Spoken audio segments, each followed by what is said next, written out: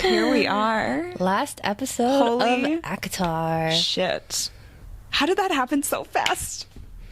They went back quick. We fucking did it. Yeah. We said it and we did it. We said it and we did it. Would you look at that? What a journey. Okay. So tell us, Pre-workout. where's our pre-workout from? Portos! If you have not heard of Porto's, Fucking love Portos with all my heart. Oh my god, do I love Portos. If you are not in the West Coast, I think, do they only have it in California? I don't know. I've never seen it anywhere else. Ha, losers. Just kidding. We love you. Please continue supporting us. Portos is so freaking good. It's a Cuban bakery slash... Yeah, I'd say bakery. Cafe. Yeah, bakery cafe. There's a Burbank location and a Northridge location. Northridge is maybe about 8 months to a year new. Really? I didn't even know they had one there. It's nice. Ooh, I'm sure. I like this one a little bit more though. Yeah. It just feels more homey. But it's family owned since I think like the 60s, I believe. Rosa Porto was the owner of it, and then she just got her whole... I love how I didn't even have to Google it. I just know off the top of my head. It's such a staple. Yeah. Yeah, so very, very good. They have... Oh, God, the cakes are amazing. Oh, my God, I know. The sandwiches are amazing. The plates are amazing. The little savories, the pastries. Literally, everything is so good. Lines get actually insane. Yeah. But surprisingly quick. They move. Like, they have a system down with how they operate there. So we got our pre-workout from Porto's. Yeah, we did. I got a iced dulce de leche coffee. Oh man, brother. Yeah. Oh, so good. Yeah. Out of all the coffee shops we've visited, what is this, episode 9? So out of the 9 shops we've done, hands down, this is my favorite. Yeah. Yeah. It is, like, when I go to Porto's, it's one of those where it's like, I get the same sandwich every time. I get the same coffee. I get the same things. And, like, the other stuff is good. But, like, every time I decide to go venture out of my comfort zone with the food, not that I regret it, but I regret it. Yeah. Because I know what it's you just, mean. it's so fucking good. Because you have your, like, your staple. You have your thing. By the way, if you get a sandwich from there, highly recommend the candied turkey bacon sandwich. After you described that to me. Yeah. Wheat sourdough bread, like a homemade mayo, pickled onions, arugula, turkey, and then candied apple smoked bacon. All right, you got to stop talking about fucking food now because I'm starving. No. Just no. No. What did you get? Well, I did not go that adventurous. I stuck with a basic iced mocha today. Okay. You like it? Yeah, it's good. Yeah. I can go on about Porto's. Yeah, you can. I'm going to have to like go out of my comfort zone next time and really try the other things that I can, except for anything that has gluten, unfortunately, which is like the entire bakery. So Which is the entire United States. The entire thing. So unfortunately, I will not be eating much from there, but I can appreciate it, and I do appreciate it. Yeah. And what a way to say goodbye to this book. Yeah. Because, 1 out of 5, 6 so far. 5 so and far. Counting. Done. Oh my gosh. Well, let's pick up where we left off last time. Yep. So Feyre she's kind of down. She is down in the dumps after that last trial, and she's kind of just said, you know what, fuck it. Give me the wine, give me the blackout nights, do all that. She ends up with the 2 servants. They're taking her to get her body painted for yet another night of debauchery from Ris. And as they're wandering the halls, they start hearing voices. So the 2 servants pull Feyre back into an alcove and hide. And then that's when Feyre realizes that these women are also spies, because they're eavesdropping on the ACOTAR and another creature that we're not given the name of, but works for the King of Highburn. Right. So you overhear these two talking. The King of Hybern's messenger is basically asking, are the High Lords going to provide troops?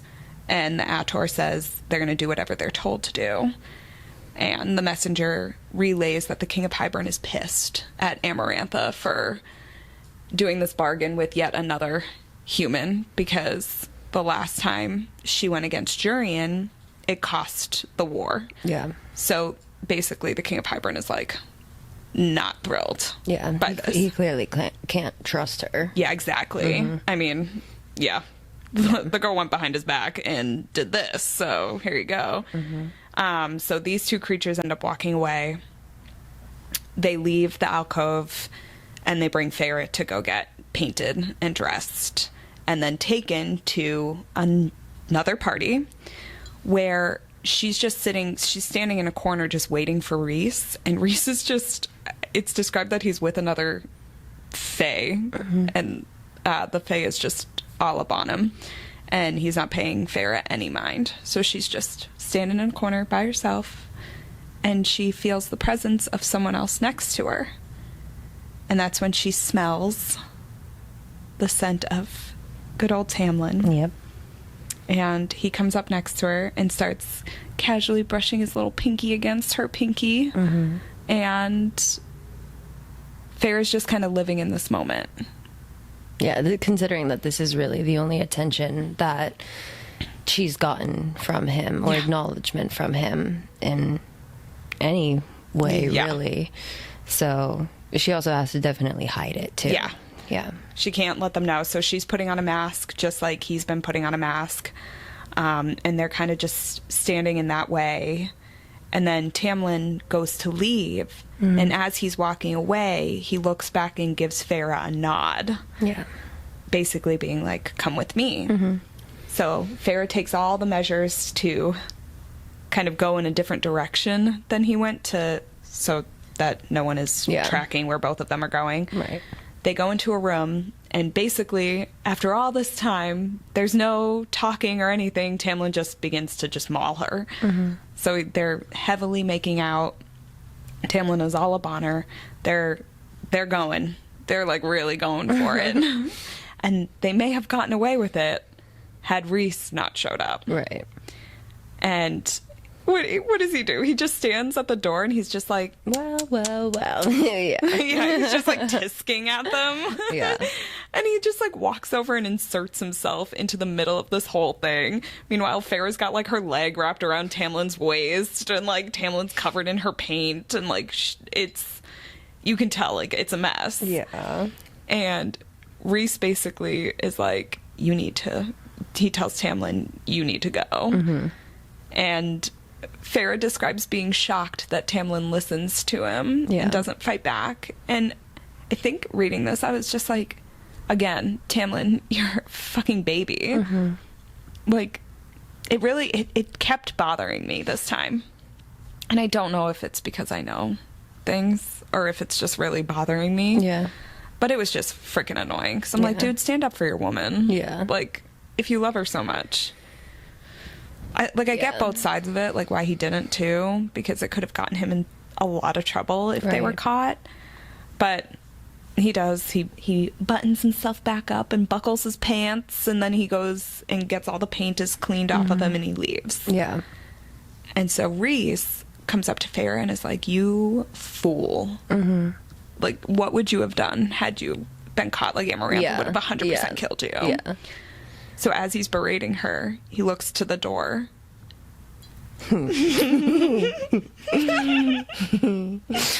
And now we revert to giggling school kids. Because Ris devours Feyre's mouth. Full on just goes for it. Yeah. And Feyre's not pleased by this. She says the kiss is like punishing. And so Ris is all up on it.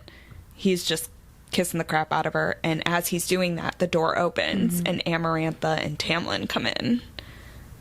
And yeah. Well, I like that. Even though she says like she wasn't liking it of him kissing her, she also wasn't like pushing him off. Oh no, she wasn't stopping. She was not stopping it. Yeah. So then, when Amarantha comes in, then it's from Amarantha's perspective. It's him and her together, as opposed to Tamlin and her together. So then we learn that, you know, this was intentional on Rhys's end to protect Feyre from Amarantha, because we know what would have happened if it was really Tamlin and them that she walked in, just as Rhys said. So Amarantha comes in and she's very much she wasn't,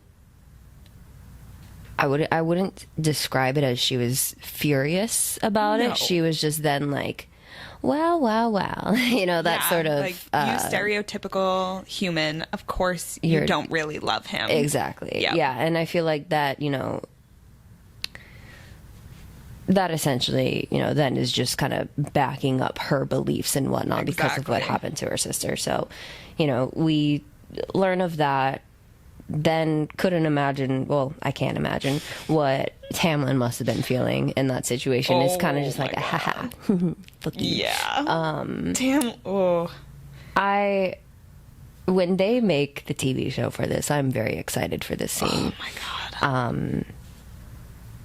Yeah, I know. It'll be so good. They better do the casting right. Oh my God, you're not kidding. But yeah. Well, this is a whole that'll other be topic our next episode. Oh my God, we'll talk all about that. Yeah. But yeah, so Amarantha calls Feyre out, leaves, turns around, leaves. You can tell she's also pissed at Rhys too. Like, Amarantha's not happy with Rhys because, as we know, Rhys is being used by Amarantha completely. Right. So, and he's kind of fighting back with the little, not to the way where it's like fully fighting back, but little things that are building up, you know, with the whole thing with the Fae and the Summer Court, and, you know, just doing little, not doing exactly what she asked, which is pissing her off. Yeah. And, so she leaves unhappy. Rhys says he's tired of Feyre and sends her back to her cell. Feyre goes back to her cell for the night, and as she's there, she sees Rhys come in, and he just slumps down onto the floor, and just she describes she's never seen him look the way he looks, and he says that he just needs peace and quiet. And he reveals that he has been used by Amarantha all these years, and that he's basically been her harlot, her whore, for this whole time. And you see how much that's impacted him and how kind of broken the guy is. You get a little glimpse of that. And he tells Feyre that he's been adding to Tamlin's fury so that when the curse is broken, Tamlin can use that fury to kill Amarantha. And that, and Feyre's like, well, what's to stop him from doing it to you? And he's like, didn't you ever wonder why I never touched you more than the waist? Like, I've been making sure that I haven't done anything to you for which he could then take it out on me. He wouldn't want to start anything with me at that point. And it's true. He wouldn't want to start anything with Rhys. Rhys is clearly very powerful, and that would just not end well. So he's explaining all of this to Feyre. He also starts describing his people and how much he misses his home and his people and how they've all been trapped because of this curse too. And all he wants to do is get back to them, which we find out later in the next couple books, really, the extent of that, and the family that he has back home. And so Feyre wants to know why him? Why has he been targeted by Amarantha so badly? And he reveals that his dad killed Tamlin's dad and his brothers. And from what we've learned, Amarantha was very close to Tamlin's dad and family, and that is why she's now punishing Rhys for Rhys's dad's actions. So yeah, you're getting this whole other side of Rhys now, and Feyre's really starting to kind of understand him. And as he goes to leave, Feyre says that she would have given him anything for him to heal her, not just the 1 week but like anything. And Ris is like, oh, I know. Yeah. I know. Yeah. And it's kind of a really interesting beginning of almost a friendship, I guess, like a kind of an understanding. Yeah. Between the two of them, which is new because you haven't really seen that. So he leaves, and her final trial is the next day. But before that, he sends music. When she's underneath, when she's in the cell. Oh my God, we forgot to talk about the music. How did we forget this most beautiful part? This happened. Is it? I can't remember. Is it prior to or after him leaving? No, 'Cause that he's not even there. happened before the party even began. Oh my gosh, this is after they had overheard the ACOTAR and the You're right. messenger talking. And we totally forgot this, but this part is very important. Yes, Yeah. the music. Yeah, it's a big thing. Oh my gosh. Yeah, so when she's under the cell, basically she starts hearing music while she's there, and I think she was thinking that it was from the party still going on, but then she kind of realized, like, no, it's a little bit more, I don't know what word to use, so I'm going to use the word isolated. And it's not like, it's music from far away hearing, like she hears it very clearly within her own mind, and it's almost as if she's the only one that can hear the music. Doesn't know where it's coming from, and that's kind of all we know so far about that. And it's a very visual experience to her. She like describes the colors of the music, and she's seeing things within the music. Yeah. And she describes seeing a palace made of alabaster and moonlight, which I did not remember that being described.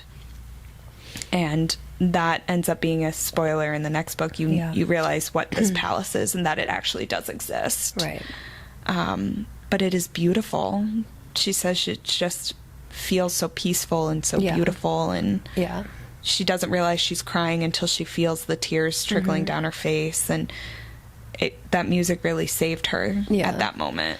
And if you want a glimpse of what that sounds like, there's actually a song called Under the Mountain by Taylor Ash, and the music that is from that artist is like to the actual series and the book. So if you want to know what that sounds like, I would listen to that because it's very, very pretty. Maybe you've already heard it. It's a very big trending audio on social media now. Oh my gosh. But yeah, it's a big part. It is a big part. Yeah. So we'll definitely, in the upcoming books, we'll get into that. Oh, don't worry about it. You guys will hear way more. But just remember that. Yeah. Yeah, so then fast forward, we're up to the third trial now. Yes. So now she's being taken to the third trial, which takes place in the throne room, right? So she's brought back to the throne room where it all began. She goes back to the dais where Amarantha is sitting with Tamlin, and Amarantha is like, well, the final day is here. Do you have any last words? And she looks at Tamlin and she says, I love you. To which she gets no reaction. Nothing. Like, not even a grip of his hand on his seat. Like, there is no reaction there. And Amarantha asks if he has anything to say, and he says nothing. So she's like, all right, well, let's begin. And 3 figures are escorted out.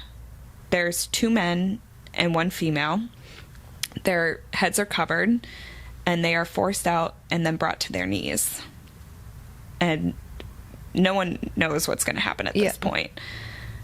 And there's a cushion. Each of the guards has a cushion with an ash dagger on top of it.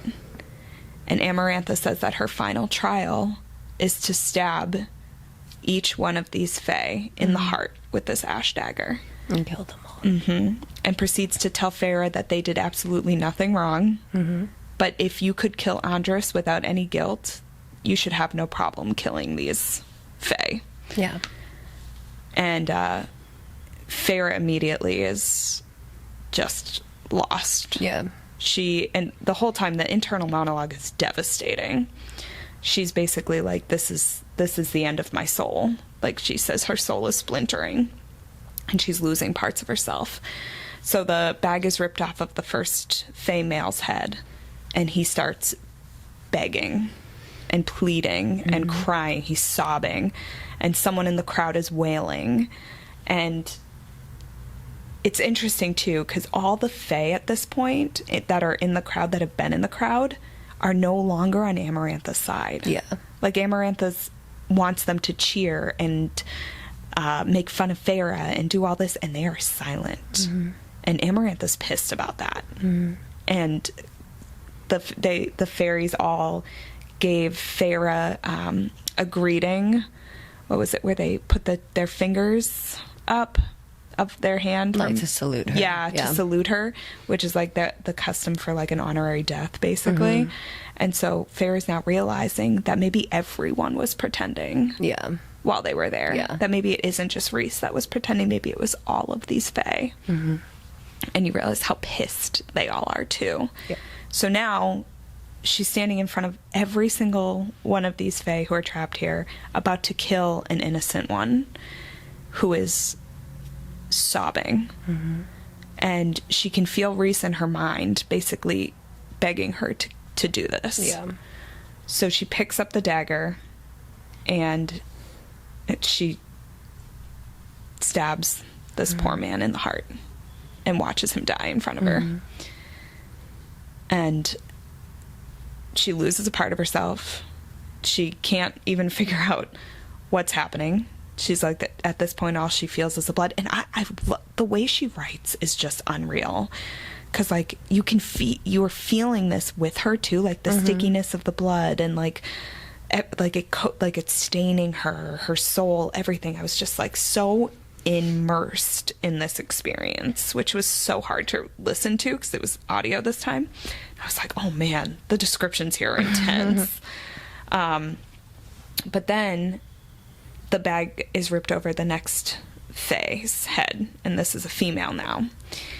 And she is just fully accepted her death. She knows exactly what it means. She knows why she's here, and she starts reciting that prayer that we heard early on when Tamlin said the prayer over the Fey who had passed from the Summer Court. And she starts repeating this, and then is looking at Feyre, almost giving her permission to forgive herself. And Feyre's like, that will never happen. I'm doing this to you. And God, it was so hard to listen to as she's going through it. But again, she takes the woman's shoulder and stabs this woman through the heart. And there are even more sobs now by the Fey in the audience. So finally you get to the last figure, and she rips the bag off the head. And she does not expect to see who she sees. And who does she see? Tam. Yeah.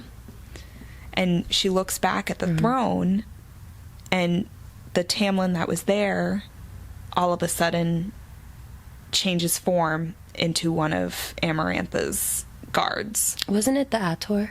Was it the ACOTAR? I didn't know if it was the ACOTAR or one of the red-skinned guards. It was one of them. It was one of them that this one transformed into. And Ris is shown, and he's just in shock. Yeah, everyone's in shock. And Tamlin's just kneeling there. And Feyre's like, I can't do that. I can't kill him. And she remembers Alice's other warning about how her senses will betray her, and her senses have betrayed her now. But then she also remembers Alice said that there's a part of the curse that she wasn't allowed to tell Feyre, and that no one was allowed to tell her. And Feyre's like, well, what is it? So now she spends the next 5 minutes going over every single thing that was said from the minute she got to the spring court. And she's like, I must have missed something, because Tamlin let me overhear everything. And then you realize exactly what Tamlin did. He left all the doors open.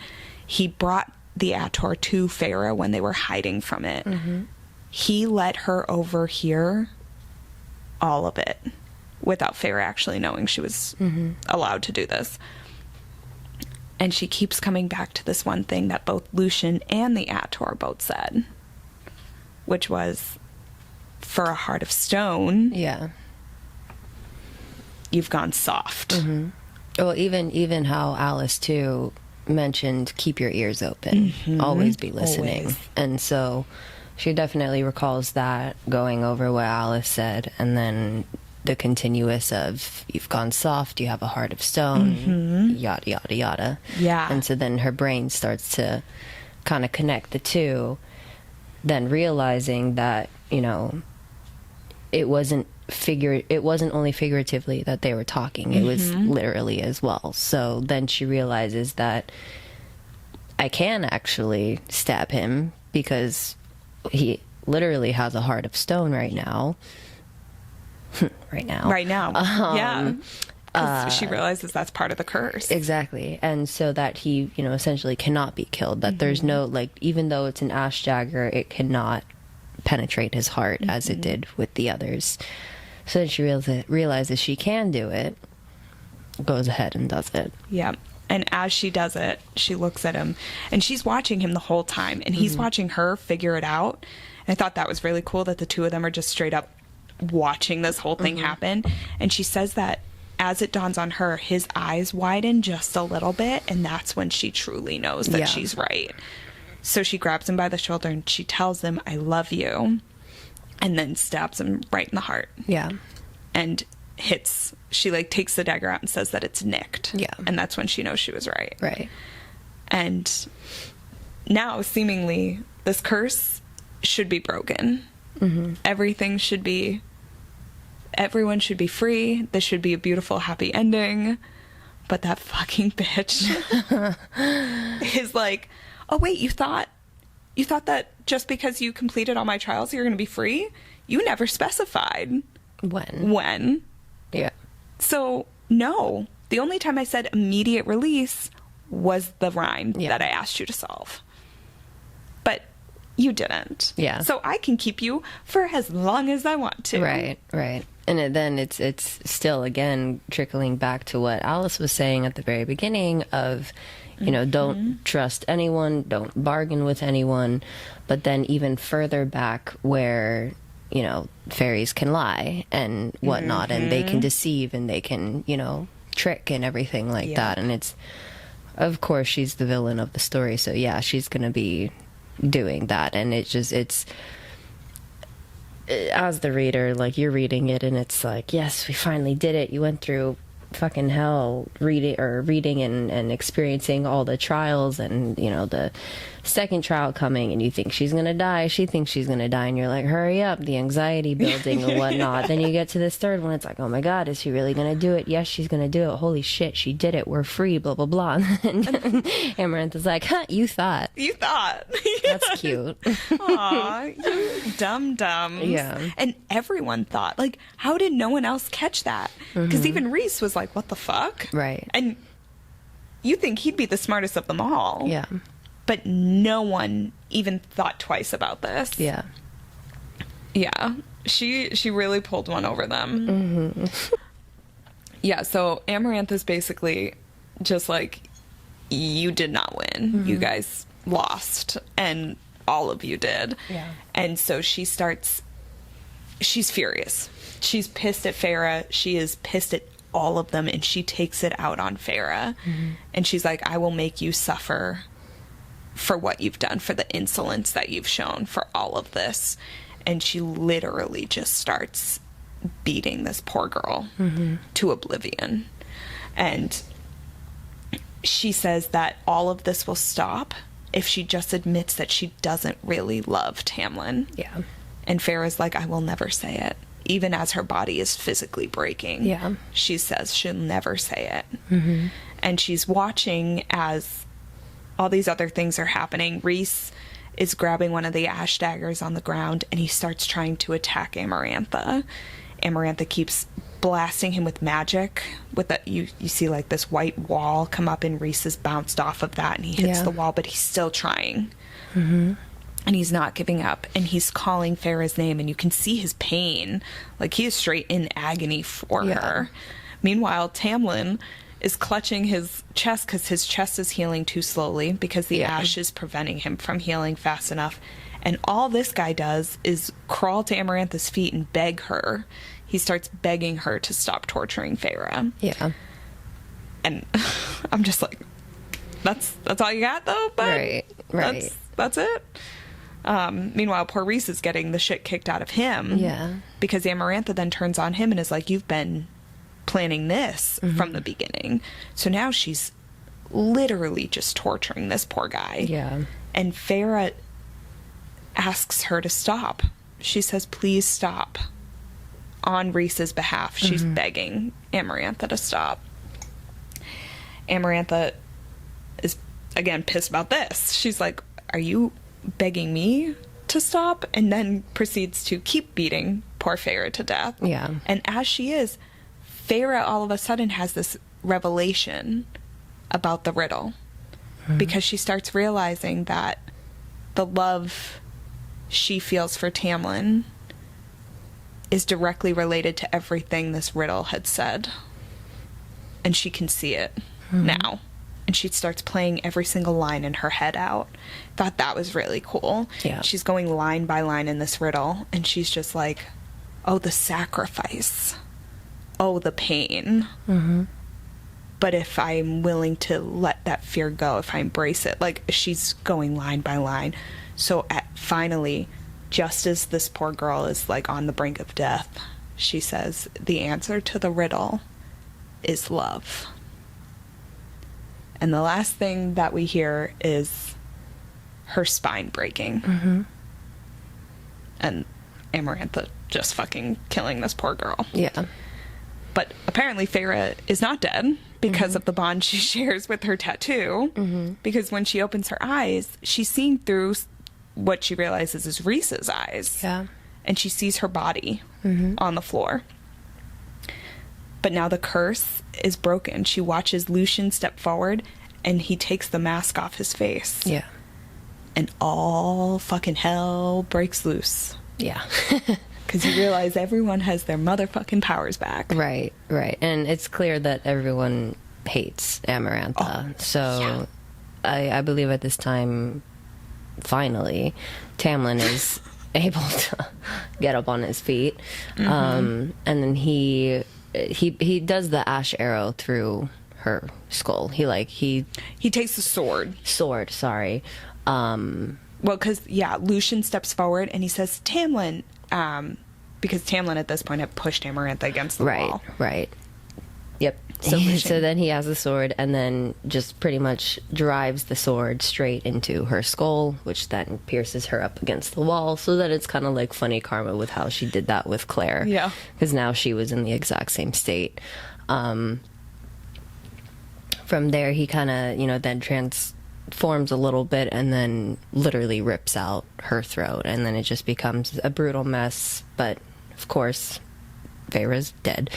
Yeah. So she doesn't get to see really any of this. She sees it through someone else's eyes. Right. Yeah. Right. And her body's, still lying there. And then I believe that it said, too, that, it was almost like, well, obviously it was an out-of-body experience, but more so where she was floating above everything. And she could see her body lying there. She could see Amarantha then up against the wall dead, finally dead. She can see then, Tamlin's coming towards her, and just the whole scene of that aftermath happening. And was it where then all the rest of the fairies then kind of scattered, or they still stayed there? So all the fairies were still there because no one really knew what was happening yet. And this is at the time, so Tamlin transforms back from beast to fae. And he comes over to Feyre, picks up her body, and just starts basically sobbing. Yeah. And now the High Lord of the Autumn Court, Lucien's dad, who is described as being brutal, who is not a nice guy, he all of a sudden steps forward and he gives over this, it's described as this glittering little ball of light. And he lets it go and it floats into Feyre's chest. Yeah.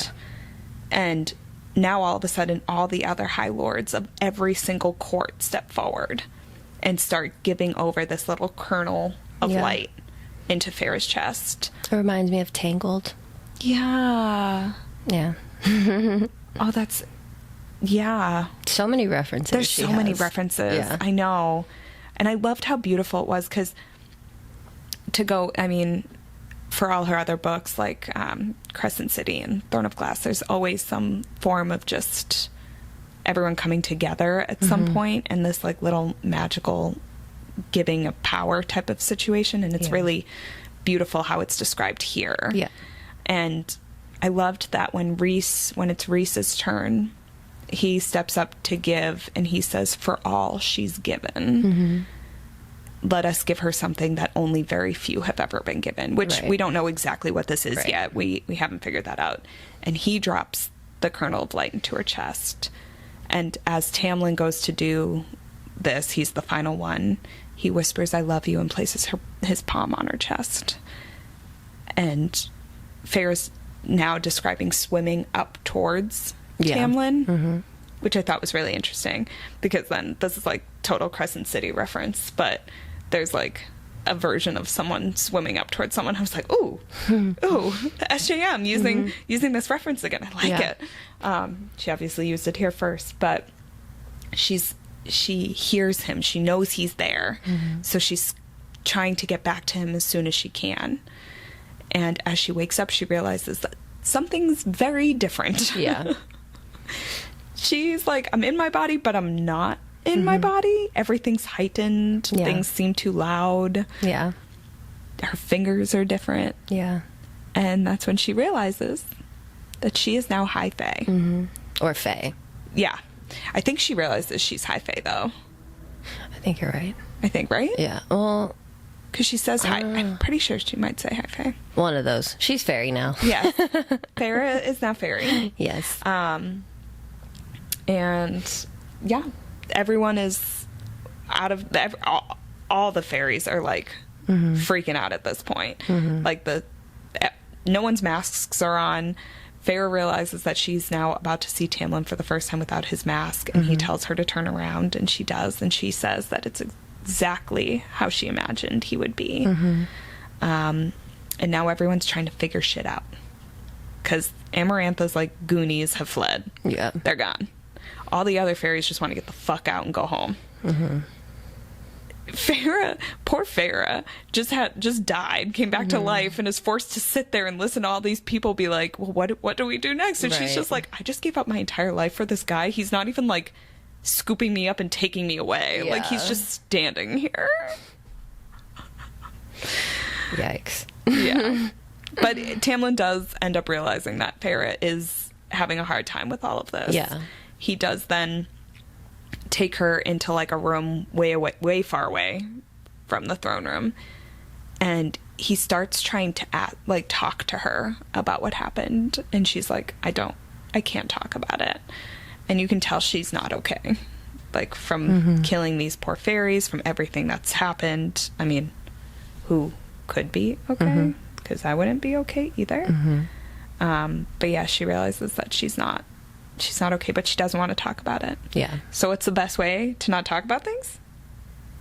Have sex. Yeah. That's a great coping mechanism, right? Sure. Yeah. That's exactly what Feyre thinks. So her and Tamlin rip each other's clothes off and have some sex. Yeah. Still not as spicy as a scene as what we'll get later. but a lovely little sex scene that we get. Their little reunion. She falls asleep. They both fall asleep. Yep. But she wakes up to something tugging at her, she says. Yeah. And she realizes that it's the bond between her and Rhys.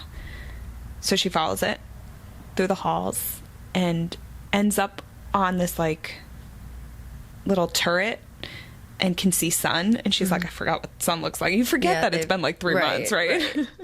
Poor girl. But yeah, so Rhys is standing there with his wings full on display. A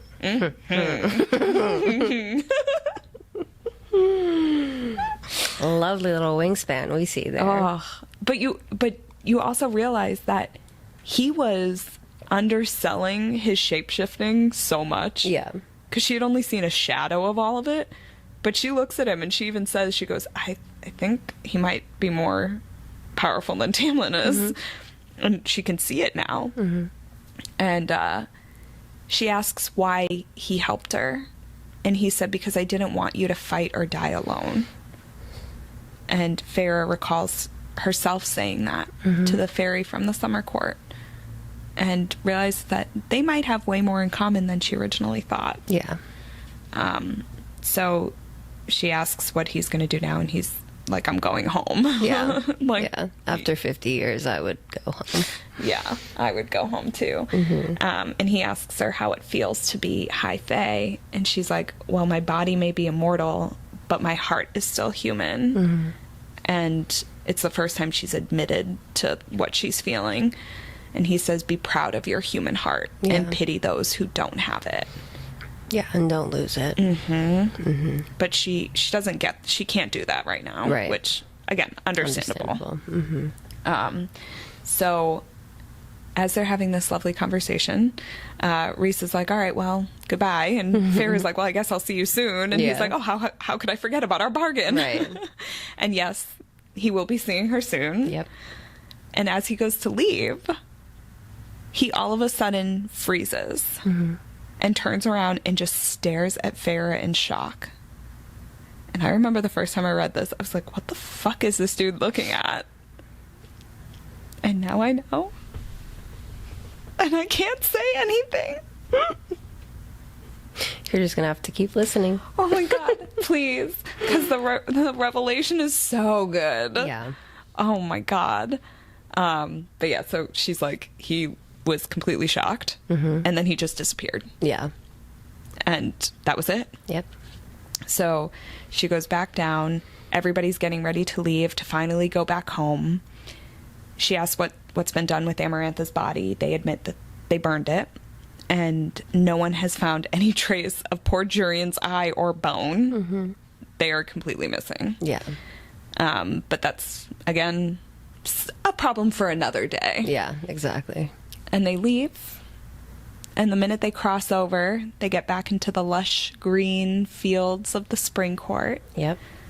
And as they're walking to the manor, they see Alice and her boys. Oh my God. Yeah, a very little sweet reunion after all of that, especially, Alice. We love Alice. Oh, I love Alice. Yeah. And the fact that she could hear giggles again and like the sounds were happy sounds after so long of not hearing that. It was just really a beautiful ending to the book. And then when she looks at Tamlin, they just stand there staring until Lucien calls them in for dinner. Yeah. Which I loved. Yeah. Lucian's like, come on, time for dinner. Yeah, it's very, very fairy tale happy ending. Yeah. And the last thing she says is, let's go home. Yeah. And then there we go. And there we go. I can't believe it's already over. Yeah. Oh, all right. Well, oh my God. Such a beautiful little ending to a book. Yeah, it really is. Yeah, it's every meme you may see of like the ends of SJM books where it's like the last 100 pages, you're like, dude, it's no lie. Roller coaster. It really is. She knows how to write the last 100 pages of books so well. Like, it's gnarly. Yeah. I was having the worst anxiety with these last pages. I was I like, just remember oh my God. not being able to put the book down, and I'm not that kind of person at all. Oh, I've been seeing this a lot too. Everyone's like, what got me back into reading? Sarah J. Maas. And yeah, I have to agree with that completely. Totally. I think I hadn't read a book in like months, and then I picked up ACOTAR for the first time. Yep. And I'm now on a whole nother level of book. Yeah. It's insane. But yeah, she like brings readers to life, and it's so nice. Yeah. It's so different. But I thought something we could talk about for this week. Feyre's goal wasn't accomplished the way she thought it was going to be. There was this sense of like, I guess the word would be failure in this instance, because yes, she completed all her trials, but the result wasn't what she had either thought or wanted or hoped it would be. So how have you overcome maybe not achieving the thing you set out to achieve, or if the outcome was a little different than what you had expected it to be? What are some ways that you've overcome that? Trying again, knowing that, like, just because you failed one time doesn't mean it's not meant for you. Actually, a great 2 examples I'll give is one personally to me. When I first trained for my certificate for personal training, I went through NASM, and if you're familiar with it, NASM is known to be one of the harder, more top, like, companies to get your certification through. And I told myself, you know, I was going to go through that one because if I'm going to do it, I'm going to do it right. Yada, yada. Studied for so long, took the test. I felt like I did so great on that test. Got the results back, and I failed first time. And that first time, I was devastated. I remember crying afterwards. And then shortly after, you know, gave myself a little break, and then I was like, okay, I'm going to, you know, get back to studying, do it again. Within that time, I had convinced myself that it just wasn't meant to be, that I failed it once, I'm not meant to do it. I clearly wasn't ready for it. I wasn't meant to do that. And, you know, I let myself sit in that for a good amount of time, honestly. It wasn't until maybe about a year later that I picked it back up, and I told myself, no, just because I fail it once doesn't mean that's not what I want to do. This is clearly something I want to do. There's a calling for it. Yeah. Fucking try again. You spent all that money to get that goddamn cert. Try again, you know? Yeah, so I had convinced myself I wasn't going to do it, but I spent all the money, and I was like, you just do it again, dude. Like, you're really going to let one little fail. And the thing that sucked, it was I failed by 1 point. So it was one of those where, like, it was rough.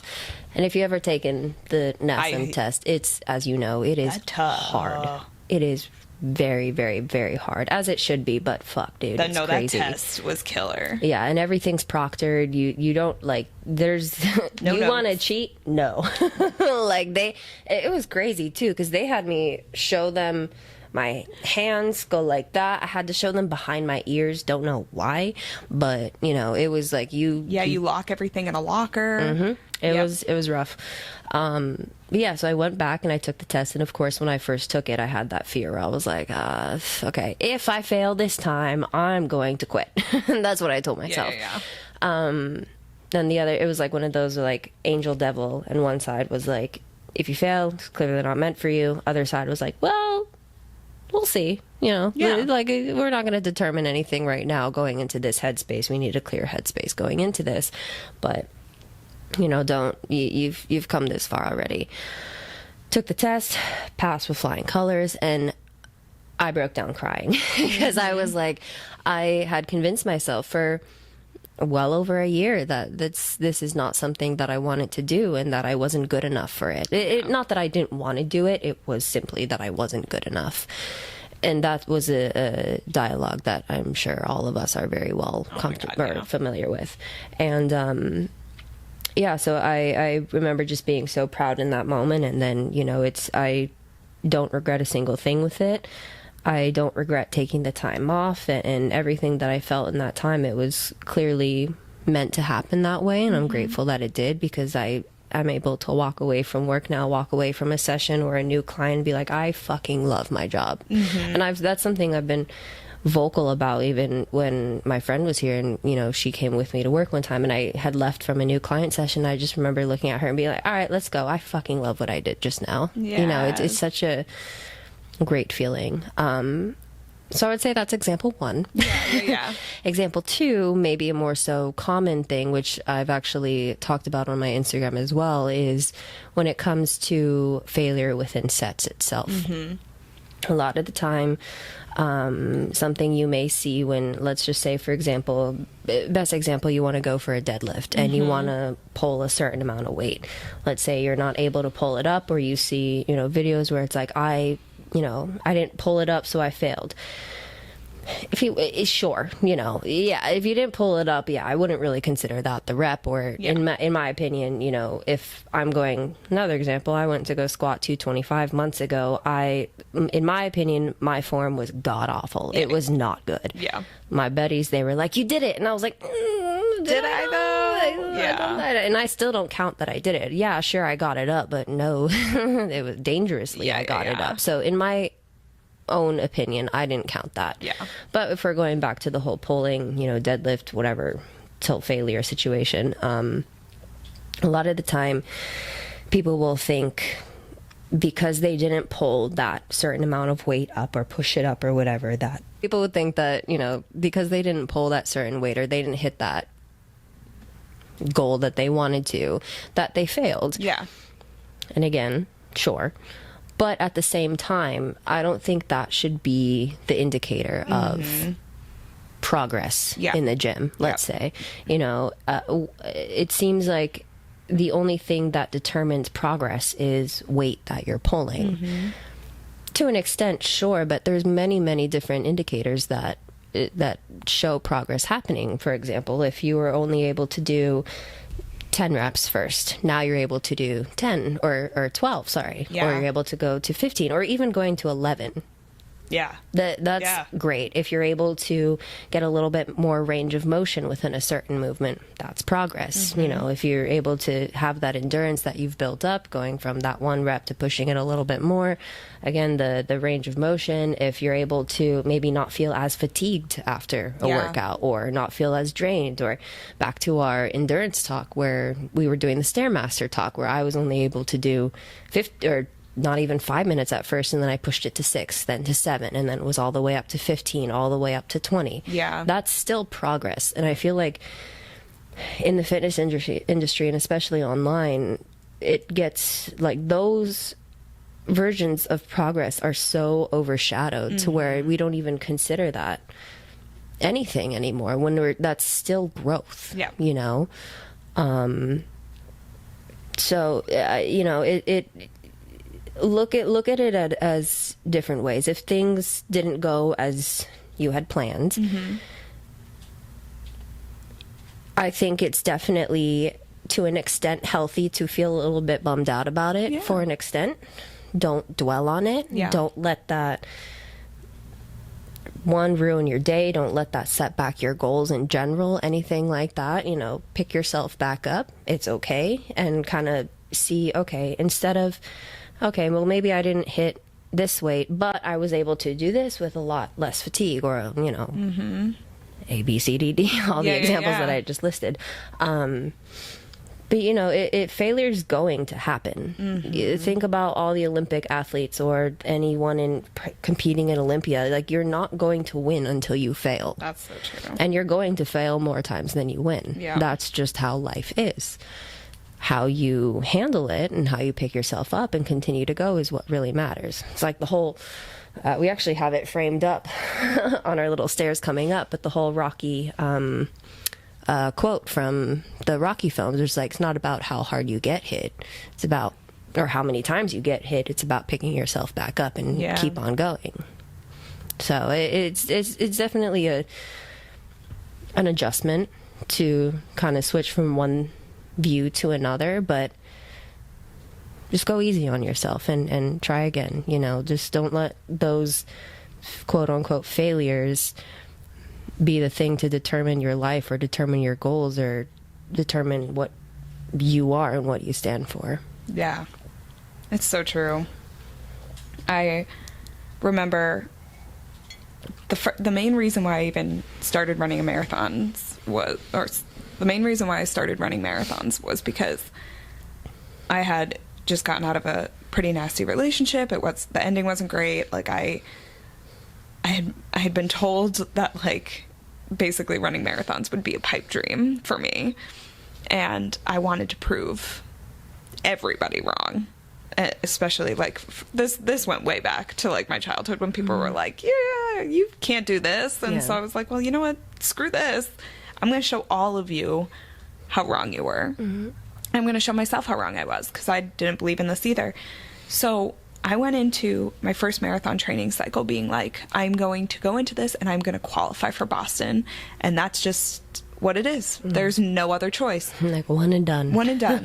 This is from a girl who has never run a day in her life. Like I think the first race I ever did before this was a half marathon.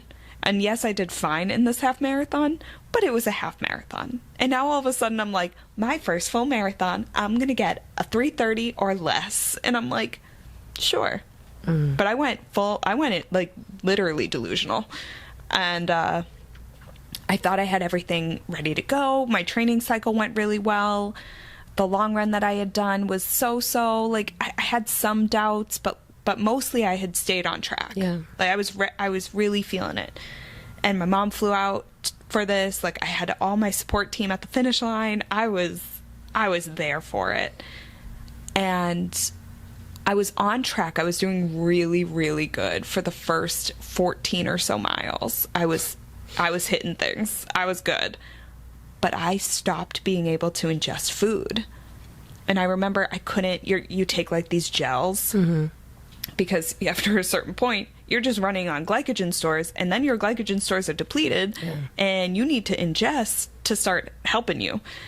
And I was taking these gels, and I physically couldn't take them anymore. Like, I just kept getting sick, so nothing stayed down. By mile 18, I was toast, and I knew this was going to be rough. And so I had to sit there and be like, I looked at my watch, and I was like, I'm not going to hit my time. And I knew. And meanwhile, I'm running on like empty. I'm crying at this point because like I'm realizing I'm not going to hit my goal. I'm hurting everywhere. I've never been in this much pain and I still have 8 miles left to go.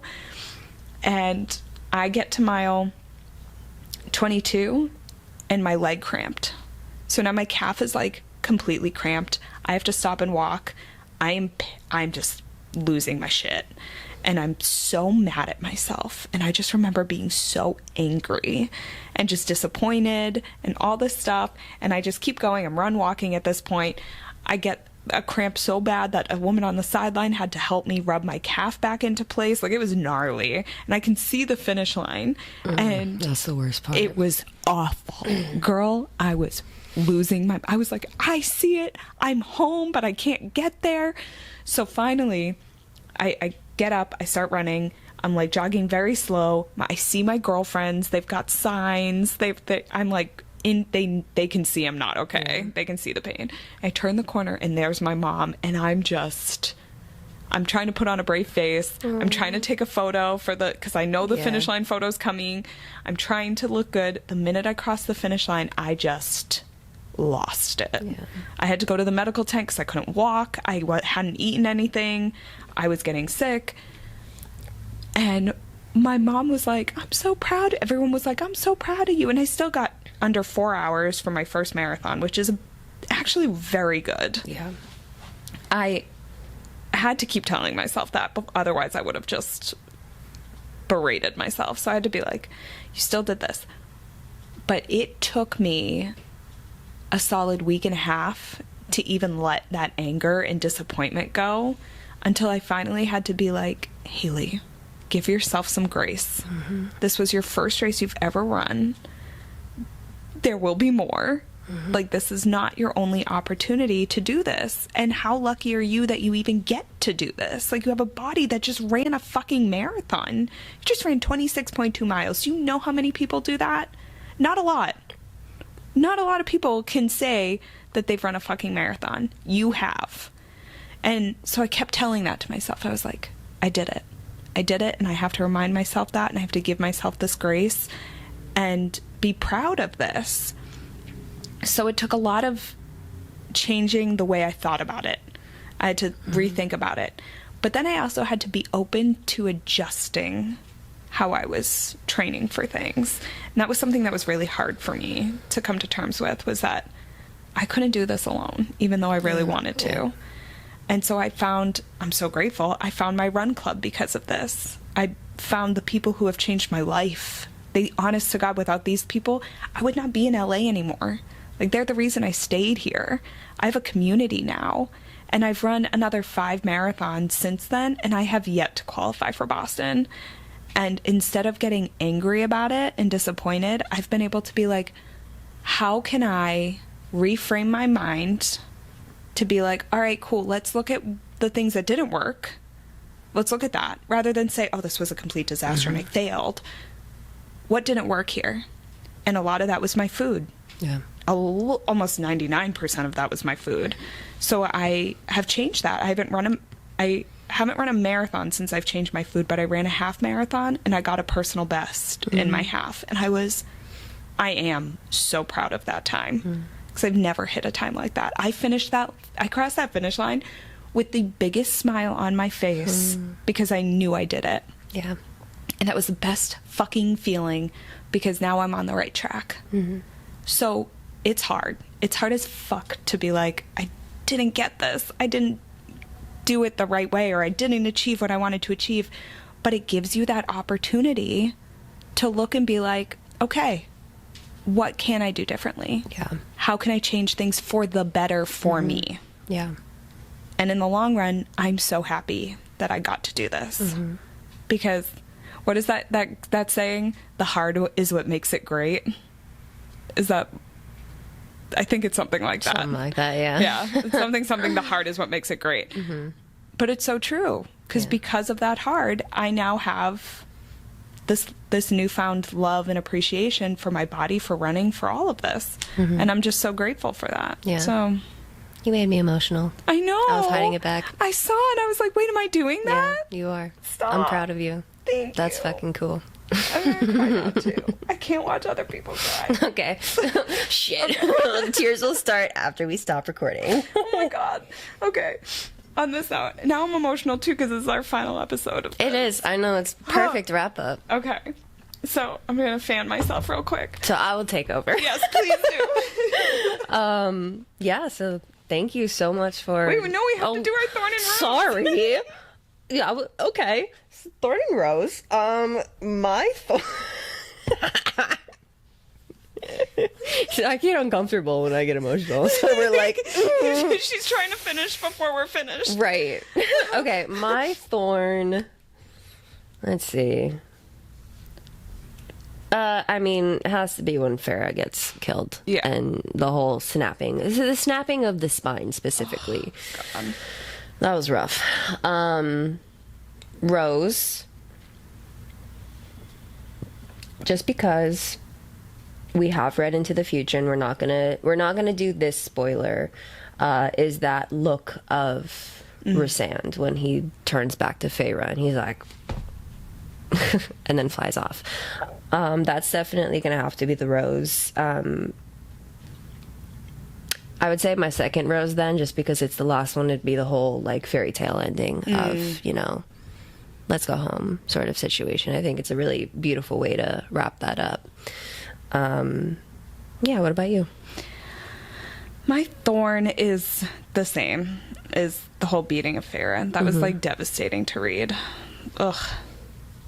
Yeah, I could feel it in my bones. Every bone of hers breaking. And my rose would have to be all the high lords. Yeah. My rose would have to be all the high lords giving over a kernel of their gift to Feyre. Yeah. We don't know exactly what that's going to mean other than that she's now immortal, but they gave that gift to her. Yeah. And I thought that was really beautiful. Definitely like the highest form of respect from a fae to a human. Yeah. So. And yeah. Giving her the gift that she deserves because she saved them all. Yeah. Yeah. Yeah. Oh so we'd love to hear your thorn and rose of this week. The last few chapters of the book. And definitely from the bottom of our hearts, we thank you for listening. Even if it was just one episode, 2, or if you stuck around with all of us talking and all of our ADHD minds of jumping from one thing to another and fangirling over fictional men that do not exist. Thank you. It's just the beginning. Yeah. just you fucking wait. Seriously. yeah, the next book we'll be covering is the second book in the series, A Court of Mist and Fury. I believe there's like, what, 50, 70 chapters? 50 to 70 chapters. Somewhere in that range. Yeah. The book's a lot fucking bigger. The book is big. Yes, now. yeah, but it is personally my favorite of the book. Same. A lot of people's favorite, so stay tuned for that. You're going to want to hear on that one, that's for sure. And we will see you very soon. Yeah. Mwah.